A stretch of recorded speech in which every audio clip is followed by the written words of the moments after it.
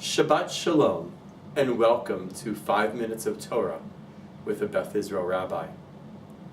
This is a very exciting time in the Jewish calendar. We've celebrated Rosh Chodesh Nisan. We're now in the midst of the Jewish month of Nisan, and in just a week and a half, we will celebrate the holiday of Pesach, of Passover. Passover is such an important holiday that we, of course, are all very involved in the process of preparation for this holiday. One of the things that is primary about the holiday is what we are allowed to and not allowed to eat. What we are not allowed to eat primarily is something known as chametz. We often think of chametz as just being bread.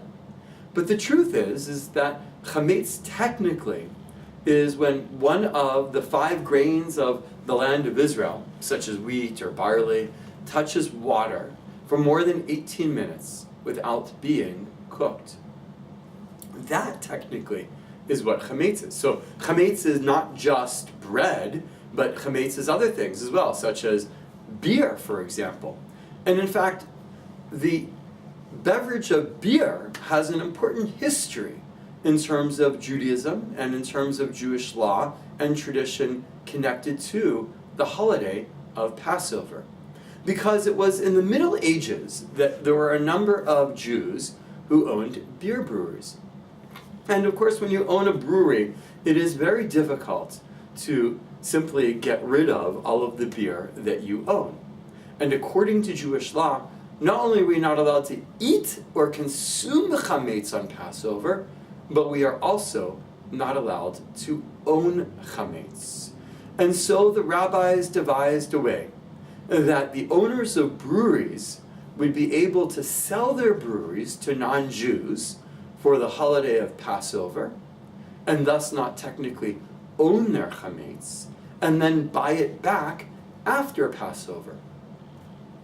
From there came the tradition of selling our chametz, because again, we're not only prohibited from eating chametz, we're also not allowed to own it. And for many of us today, while we might not own a brewery, and the loss of chametz, if we were to throw it out, might not be in the hundreds of thousands or millions of dollars, it still is significant enough for us that we don't want to just simply throw out our chametz. And that is why we as a synagogue facilitate the selling of chametz. And so what I'd like to ask you to do is, after watching this video, please go onto our website, the Beth Israel website, and there you'll find the form to fill out and to sign, either electronically, where you can print it and send it back to the synagogue, so that we will be able to sell your chametz, so that when we enter into Passover, in a little over a week and a half, you will not own your chametz.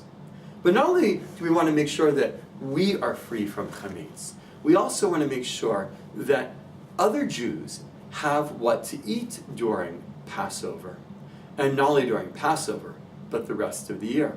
And so while you give us the opportunity to sell your chametz, please also take the opportunity to make a donation to the Jewish Food Bank, to the JFS, so that they will be able to help feed Jews, not only during the holiday of Passover, but during the rest of the year.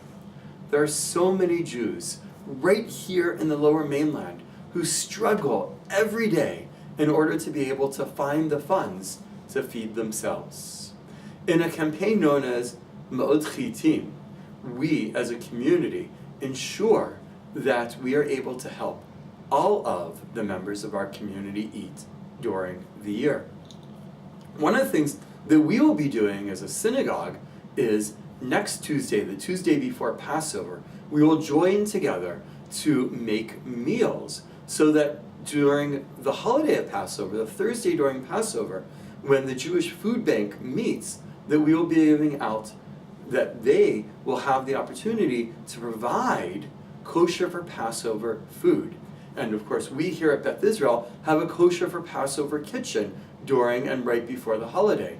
So please join us on the Tuesday of Passover to help us make food for the Jewish Food Bank, so that those who receive from the food bank will have kosher for Passover, ready-made meals.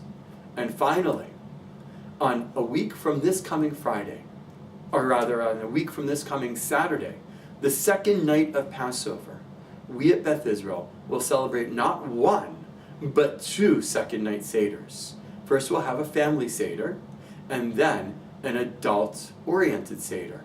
They are already selling out quickly, so please make sure to sign up now so that you can be part of meaningful, insightful, and age-appropriate Sedarim that are made just for you. Shabbat Shalom.